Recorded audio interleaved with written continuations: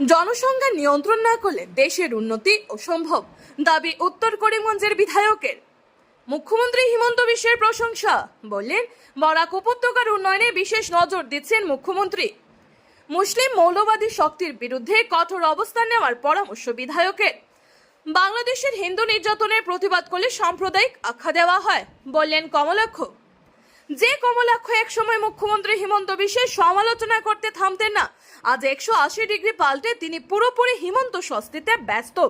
সদ্য সমাপ্ত বিধানসভা অধিবেশনে বরাক উপত্যকার উন্নয়নে নেওয়া একাধিক প্রকল্প এবং রাজ্যের ভূমিপুত্রদের স্বার্থ রক্ষায় আনা একাধিক বিলের কথা তুলে ধরতে আজ করিমগঞ্জে সাংবাদিক সম্মেলন ডাকেন বিধায়ক কমলাক্ষ। রাজ্য সরকারের তৃতীয় ও চতুর্থ শ্রেণী নিযুক্তি পরীক্ষার সেন্টার করিমগঞ্জে দেওয়ার জন্য মুখ্যমন্ত্রীর প্রতি কৃতজ্ঞতা প্রকাশ করে তিনি বলেন যে তৃতীয় ও চতুর্থ শ্রেণী নিযুক্তির ক্ষেত্রে স্থানীয় প্রার্থীদের প্রাধান্য দেওয়ার জন্য মুখ্যমন্ত্রীকে বলেছেন তিনি। সরকার যে 1 লক্ষ চাকরি দিয়েছে তার মধ্যে অনেক স্থানীয় প্রার্থী নিযুক্তি পেয়েছে বলে দাবি করেন তিনি। 5 গ্রাম পেপার মিলের জায়গায় বিটিএম ইন্ডাস্ট্রি, লজিস্টিক পার্ক ইত্যাদি বড় বড় প্রকল্প হাতে নেওয়ার জন্য তিনি মুখ্যমন্ত্রীর প্রতি কৃতজ্ঞতা প্রকাশ করে বলেন, এইসব প্রকল্প গড়ে উঠলে বরাক উপত্যকার অর্থনৈতিক পরিকাঠামো একদম পাল্টে যাবে।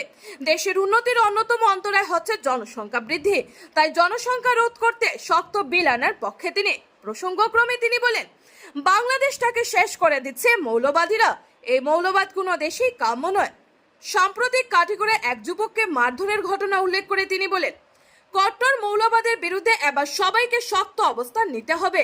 বলেন, বাংলাদেশের সম্প্রতি মৌলবাদীরা হিন্দুদের উপর অত্যাচার চালাচ্ছে, আর এর প্রতিবাদ করলে আমরা সাম্প্রদায়িক বলা হয়।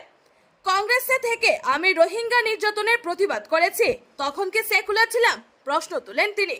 আসুন শোনা যাক তিনি কি বললেন। করিমগঞ্জ থেকে সুস্মিতা দাসের রিপোর্ট।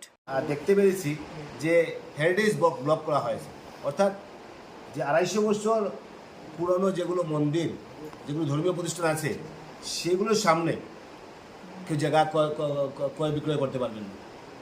আমি ধন্যবাদ জানাই মাননীয় মুখ্যমন্ত্রীকে যে SC ST belt and block বানানো হয়েছে। তো SC ST মানে কি, আমাদের SC মানুষের যে সমস্যা, জায়গার সমস্যা, এতে এগুলো সমাধান হবে।